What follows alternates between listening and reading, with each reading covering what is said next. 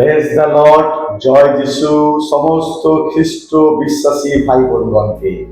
আজকের রবিবার দিন, আর এই রবিবার দিন সমস্ত খ্রিস্ট বিশ্বাসী ভাই বোনেরা চার্চে যাবেন এবং মহান ঈশ্বরের ধন্যবাদ দেবেন, ঈশ্বরের বাক্যকে শুনবেন। কিন্তু আজ আমরা নিউ লাইফ ফেলোশিপ কলকাতা থেকে আপনাদের সম্মুখে একটি গুরুত্বপূর্ণ বাক্যকে নিয়ে আলোচনা করতে চাই। আর প্রত্যেকে মন দিয়ে শুনবেন।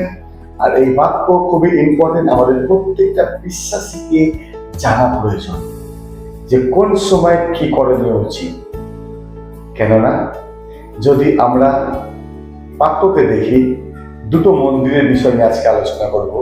এক আমাদের দেহরূপ মন্দির, আর এক যে মন্দিরে আমরা আজকে রবিবার দিন যাব, যাকে আমরা আজকে যদি আমাদের চার্চ বলি, সেই মন্দিরের বিষয়।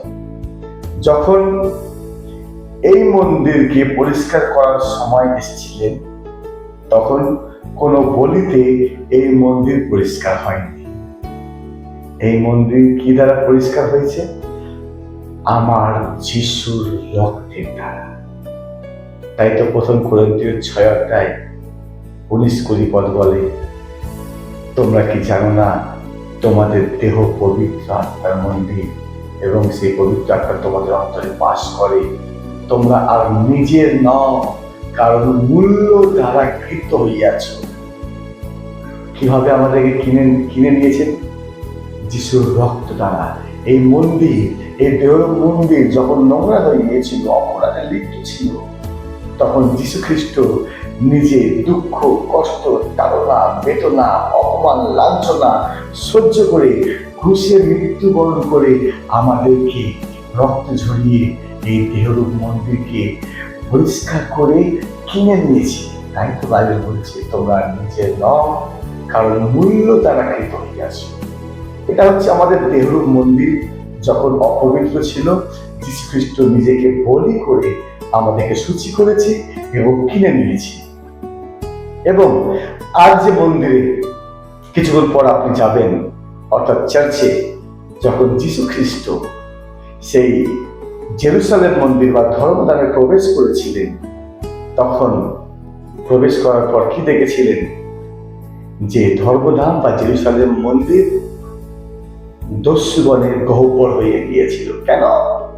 কেননা সেই জেরুসালেম মন্দিরে, সেই ধর্মধামে বাজার বসে গিয়েছিল।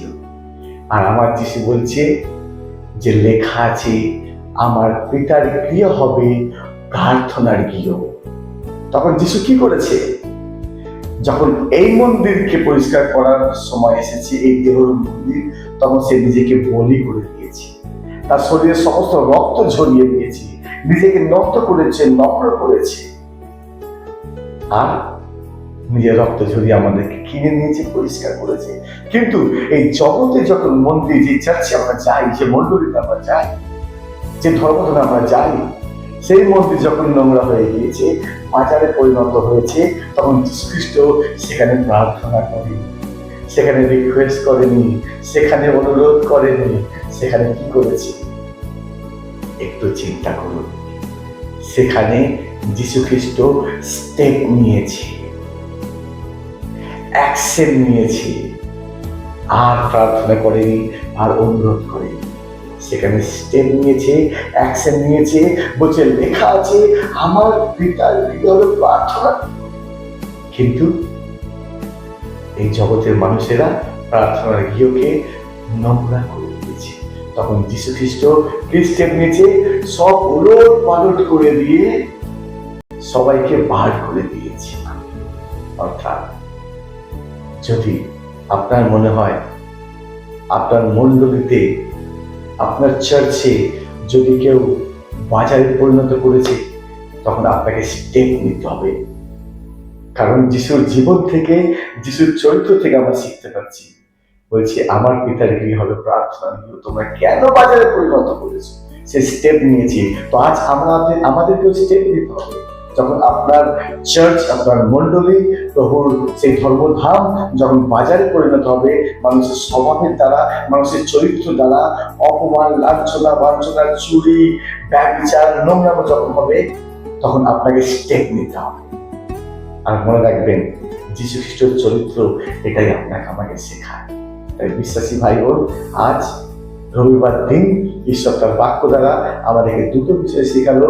এক, এই বেহরূপ মন্দিরের জন্য সে নিজেকে বলি করে দিয়েছে, আর এক, এই জগতে যে মন্দির, যে চার্চে আমরা যাই, সেই চার্চ যদি কেউ ধর্মধামকে বাজারে পরিণত করে, তখন আপনাকেও স্টেপ নিতে হবে, আমাকেও স্টেপ নিতে হবে। হালেলুয়া। আর এটা কে শেখাচ্ছে?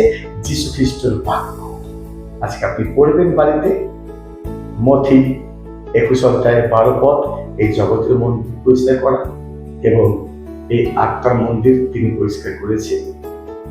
1 কোরিন্থীয় 6:19। Hallelujah, praise the Lord. সুস্থ থাকবেন, ভালো থাকবেন, এবং এই রবিবার দিন আরো সুন্দরভাবে প্রভুকে নিয়ে চলুন। Thank you. জয় যিশু।